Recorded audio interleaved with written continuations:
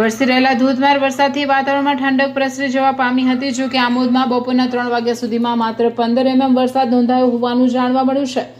Red એલર્ટને ધ્યાનમાં રાખીને જિલ્લા વહીવટીતંત્ર દ્વારા સાવચેતીના ભાગરૂપે તમામ શાળા કોલેજોમાં રજા જાહેર કરવામાં આવી હતી. સાથે જ નાગરિકોને બિનજરૂરી બહાર ન નીકળવા, નદી નાળા અને નીચાણવાળા વિસ્તારોમાં જવાનું ટાળવા તેમજ તંત્રની સૂચનાઓનું પાલન કરવા અપીલ કરવામાં આવી હતી. સમગ્ર દિવસ દરમિયાન વાદળછાયા વાતાવરણ વચ્ચે આમોદનગર સહિત ગ્રામ્ય વિસ્તારોમાં વરસાદી માહોલ છવાઈ ગયો હતો. કેટલાક વિસ્તારોમાં રસ્તાઓ પર પાણી ભરાવાના કારણે વાહન ચાલકોને મુશ્કેલીનો સામનો કરવો પડ્યો હતો.